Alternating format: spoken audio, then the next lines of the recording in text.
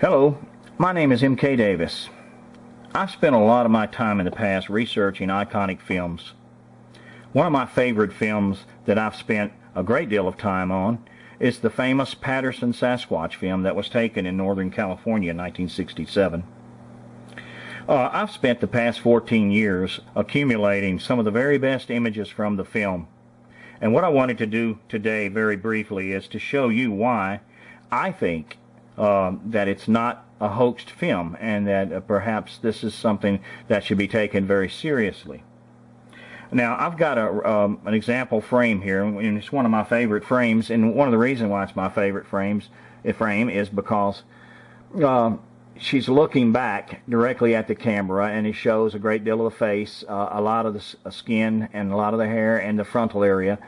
And when I say she, I mean in reference to that she seems to have or possess female anatomy right there, and so that's why I was referring to her as a she. Now, what I wanted to do is show you through enhancement technique one of the reasons why I think that this area right here should be looked at closely. There's a lot of tonal differences between the hair and the skin. See, there's quite a bit of skin, open skin showing right here, up around the armpit area. But then there's some hair coverage too that's pretty heavy on the arm, and then over the breast there's kind of a mix. What I want to do is, make the skin tones, or the tones that contain the information of the skin, dominate the photograph rather than be, in a undertone, underneath the hair. So what I have to do is identify what tones that skin information lies in. What I'm going to do first is to make a reference dot on the area that I'm interested in, and I'll show you why you need that reference dot.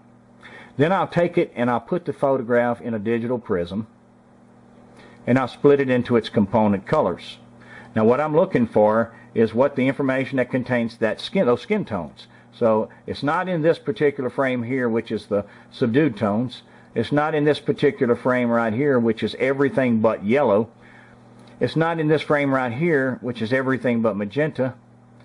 So here's where the information lies. It's in the cyan, or everything but the cyan.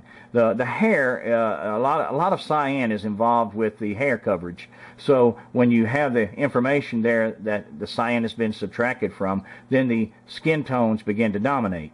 So this is what I want to work with right here. Now I'm going to just throw a digital lasso over this area right here. Okay, and then I'm going to cut it out, and then I'm going to go back to the original photograph, and I'm going to paste it back as an object. So here it is way up here in the top, and I'll bring it back down and just kind of get it in a ballpark close. Okay, now what I want to do now is to go to a transparency. I want to find those reference dots, so I'm going to go to about 70% transparency. Okay, and then I'm going to enlarge until I can find those dots. You see they're not even visible right there, but as we blow it up, you begin to see the dot. Oh, look at that right there, and I had it pretty close. What I'm going to do is, you'll see the two, see that one going around the other. Now I'm going to bring them right together. There we go. Now this is now, they're both exactly aligned. So I have the breast area that contains mostly skin information. Now it's overlying the other information. But it's at a 70% transparency, and that's a little too much, so I'm going to back it back down to about 30. And then I'm going to back up. And I'm going to boost the contrast a little bit. Add a little color. And then I'm going to merge them. And then I'm going to continue to boost the contrast. Let me throw one more little lasso around here.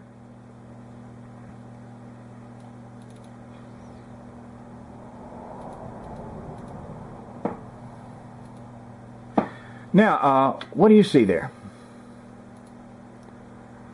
Instead of the hair dominating, the skin's dominating now. We took that information that contained mostly skin and we overlaid it over the top with about 30% transparency so that the stuff that's already there can come through, but we're dominating 70 skin, 30% hair, where we were 70 hair, 30% skin. So this is very revealing, as it turns out. We'll get a couple of arrows.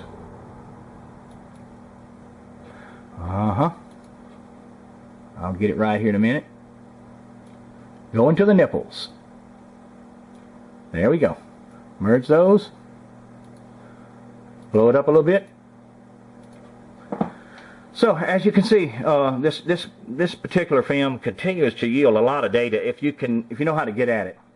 Now I took all the frames that show the breast area and I animated them, and I'll add them to the video in the back, and they show these particular female anatomy swinging naturally as if they were heavy, or at least the density of water.